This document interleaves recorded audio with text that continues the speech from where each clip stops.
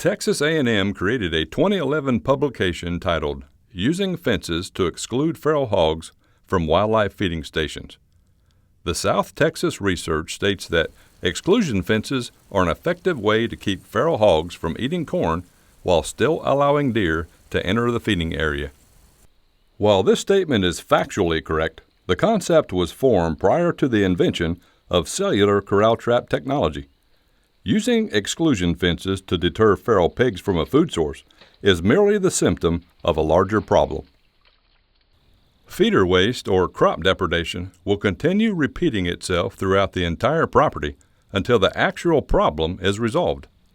A more logical solution is whole sounder population control, which permanently prevents feral pigs from eating, reproducing, and surviving. Let's demonstrate the whole sounder capture strategy by using exclusion fencing as a funnel. The Georgia landowner follows instructions from the Texas A&M publication to purchase and erect exclusion panels to protect his protein and corn feeders. He chooses a 36-inch height, which keeps feral pigs out of the bait site, but still allows adult deer to jump over the panels and feed. Begin by erecting a spin cast feeder with digital timer and dinner bell 16 feet from the exclusion fencing. Drive a 5-foot-long T-post at least 18 inches into the ground on each of the 3 feeder legs. Final scan of the bait site shows both a cellular and video camera on a T-post, 21 feet from the new spin cast feeder. The purpose of performing video and photo reconnaissance while gathering intelligence is to document the exact pig population, pattern their travel, understand their behavior, and select the most efficient control process and product. Our first sounder arrives on April 2nd at 21:02. There are 3 different sizes of subadult pigs under the feeder, plus 3 piglets nursing a sow on the left. I also count 4 adult sows. Sounder intel verifies our target package consists of 4 adult females and 15 juveniles. Our performance standard is whole sounder removal, which means we must remove all 19 pigs, expending the least amount of fuel, time, labor, and money. Always arrive at midday to install trap panels. This allows several hours to pass after making any noise at the trap site.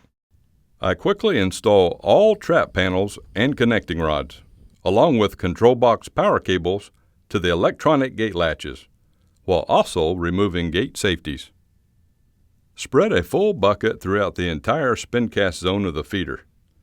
Notice corn is distributed evenly at least 6 to 8 feet away from the gate thresholds with no piles. Lift the right side gate and slide gate tab into the electronic latch.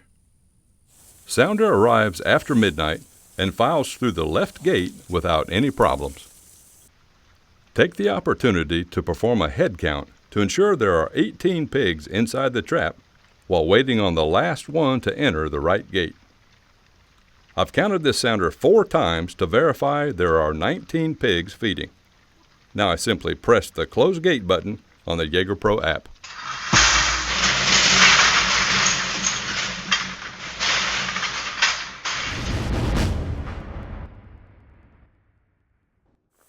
Always display the sounder largest to smallest dress right dress for photographs prior to collecting data for the harvest efficiency report. I start with the largest sow on the far right. Make any final adjustments and collect data prior to taking photographs. One close-up with an iPhone is sent immediately to the landowner with harvest data. The feeder-only intel established a baseline sounder population so we may effectively measure our performance standard against the people, control process, and product selected.